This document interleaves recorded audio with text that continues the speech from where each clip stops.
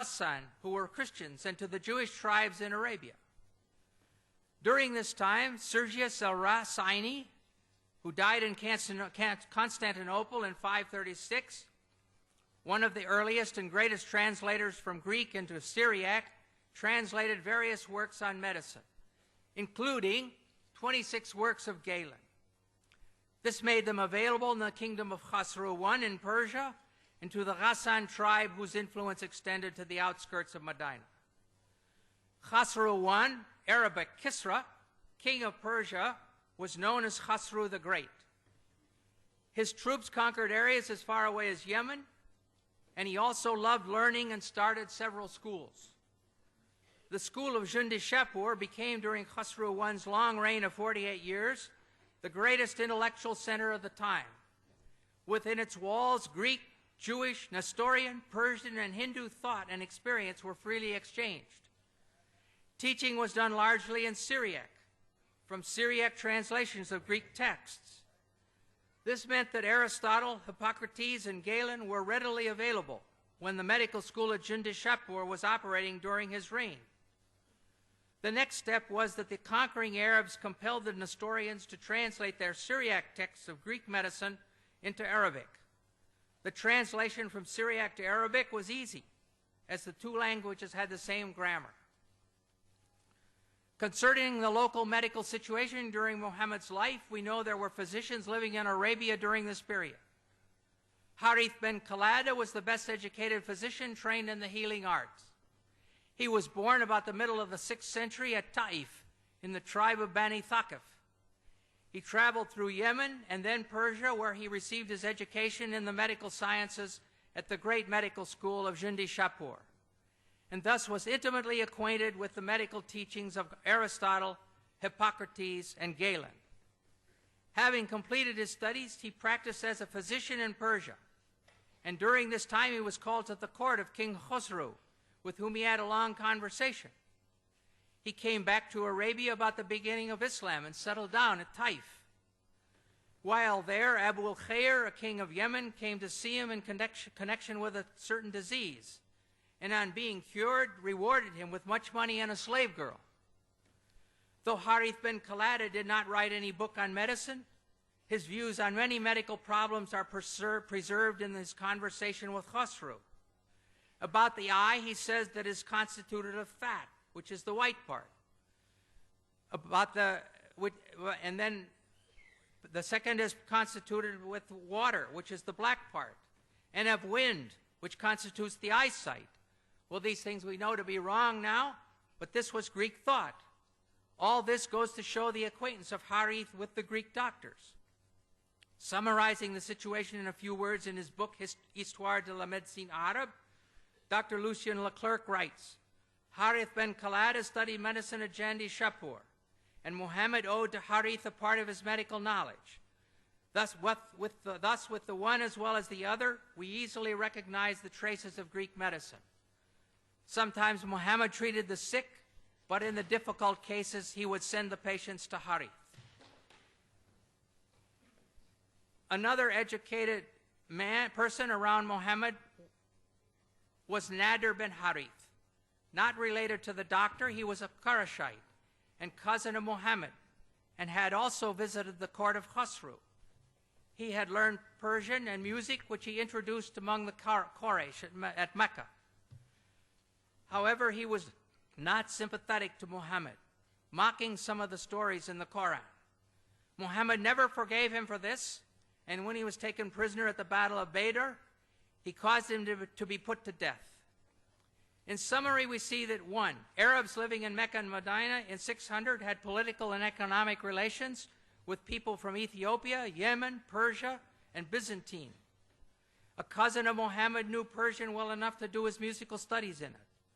3. The Ghassan tribe, which ruled the Syrian desert over to the gates of Medina, used Syriac, one of the main languages used to teach medicine in Jundi-Shapur, as their official language. An ill king of Yemen came to Taif to consult the physician Harith ben Khalada, who had been trained where? At Jundi-Shapur, the best medical school in that world, and to whom Muhammad sometimes sent patients.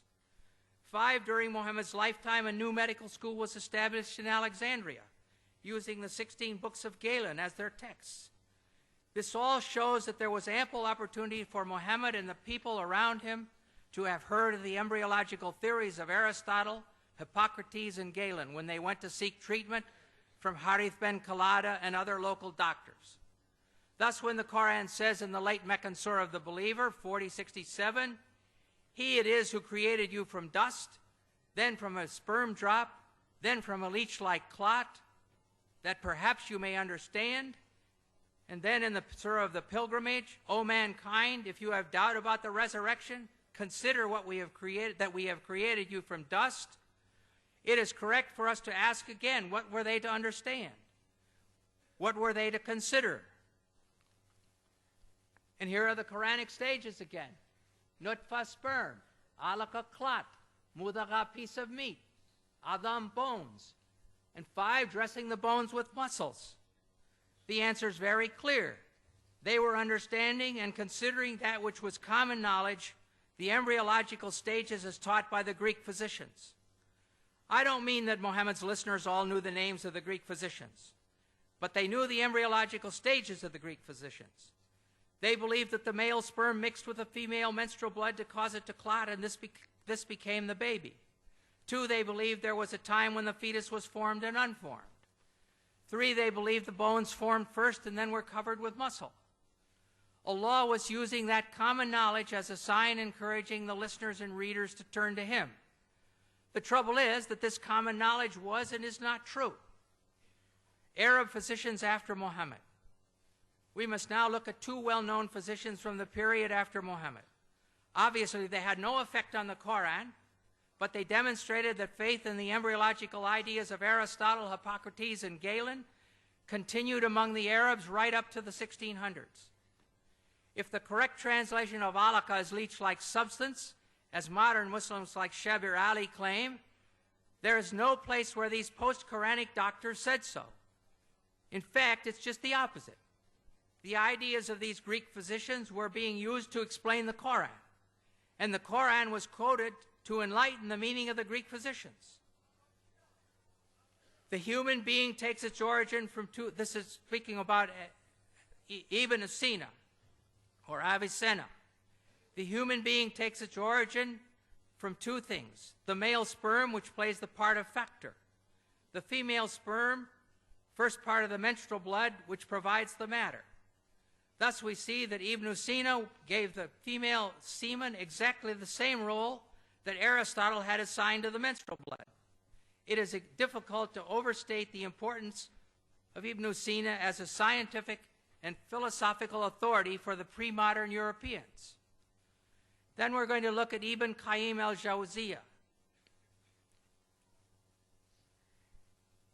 Ibn Qayyim took full advantage of the agreement between Quranic revelation and Greek medicine. This is not very clear, probably, but the Hippocrates is in purplish, and the Quran is in bold type, green, and the Hadith is in purple, and commentaries are in red, and his own thoughts in sort of a blue-green. So it starts out, he says, Hippocrates said in the 3rd chapter of Kitab al-Jinnah, the semen is contained in a membrane, and it grows because of the blood of its mother, which descends to the womb. Some membranes are formed at the beginning, others after the 2nd month, and others in the 3rd month. And this phrase about the blood descending to the womb, we saw it when we looked at Hippocrates' slide. That is why God said, here the Quran is mentioned, He creates you in the womb of your mothers by one formation after another in 3 darknesses. That's Quran 39:6. Then He gives His own ideas. Since each of these membranes has its own darkness, when God mentioned the stages of creation and transformation from one state to another, He also mentioned the darknesses of the membranes.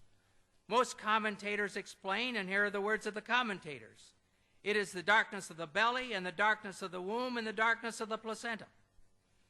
In a second example, we read, Hippocrates said, the mouth opens up spontaneously, and the nose and ears are formed from the flesh.